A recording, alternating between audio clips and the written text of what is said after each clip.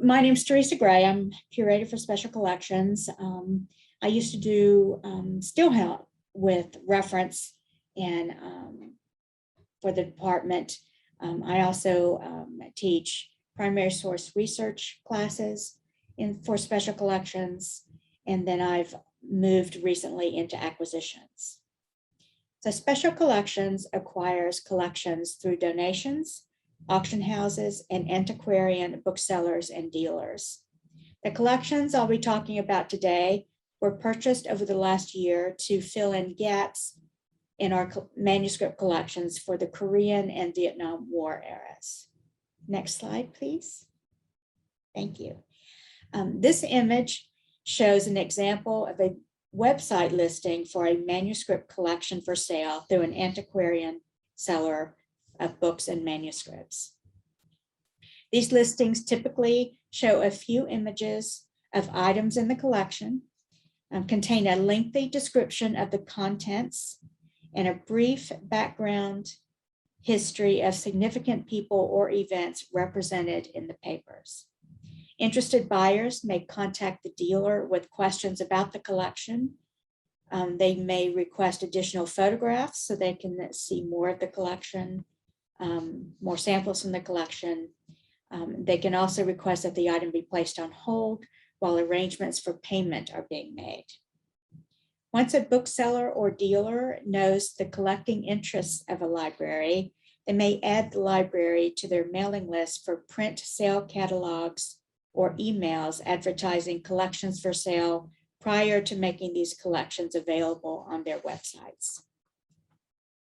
Next slide. So special collections frequently teaches primary source research for multiple history courses throughout the year.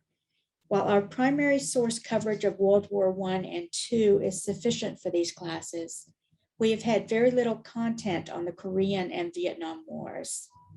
Last summer, we were successful in purchasing several manuscript collections to help us fill this gap in our collections. Today, I would like to tell you about a few of those: the Carl Booth papers, the Joann Mosby papers, and the Alton L. Lattig papers. Next slide. The Carl Booth papers contain 97 letters between U.S. Army Sergeant Carl Booth, who was serving in Vietnam, to his wife Betty in Orlando, Florida. Written between 1967 and 1968, these letters provide a first-hand account of a soldier's experience during the war, including surviving attacks on nearby compounds, U.S. military operations in the area, and training for jungle combat. Each of the mailing envelopes have numbers on the front. In this sample letter from the collection, Sergeant Booth mentions that he numbers the envelopes so his wife will know if one goes missing.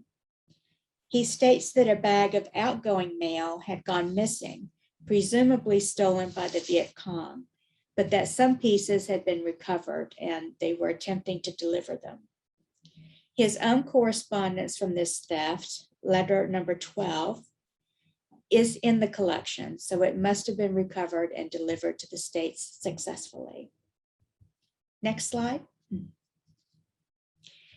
The Joann Mosby collection contains 27 letters from 2 U.S. Army servicemen writing from Vietnam between 1966 and 1968. Private First Class Larry Powell initially writes from his post in Germany before he was transferred to Vietnam. He also mentions training in jungle combat, as well as several combat operations nearby, and details some of the patrols he went out on during his service there. The letters from Private First Class Andrew Johnson mention his participation in Operation Junction City, one of the largest U.S. operations of the war. He also mentions the difficulty of adjusting to the climate in Vietnam, where the heat frequently topped 130 degrees.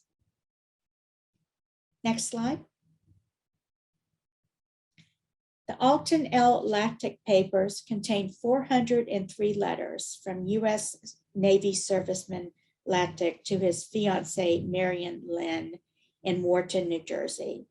The collection also contains some of her correspondence to him that were preserved and included with the collection. Lattig served aboard the aircraft carrier USS Chihuahua. Although seeing no combat during either the Korean or Vietnam Wars as part of his service, this collection provides a detailed glimpse of life in the Navy between the end of the Korean War and the buildup to the conflict in Vietnam. The letters cover ports of call, some of the daily work they performed while they were at sea, and life aboard ship. They also address the isolation of spending long months at sea and the difficulties of long separations on personal relationships between servicemen and their loved ones at home. This sample letter from the collection describes the difficulty of finding quiet time to compose letters, his exhaustion at the end of each day, and the plans to head out to sea soon. In addition to correspondence, the collection also includes scrapbook photographs of fellow servicemen and photographs taken at Lattig's wedding to Miss Lynn during one of his trips home. As with many collections, when people are saving photographs, they frequently save photographs of other people, not themselves. But in this photograph, Mr. Lattig is actually the third from the left in the photo. So we do have a few images of him to represent him in his collection.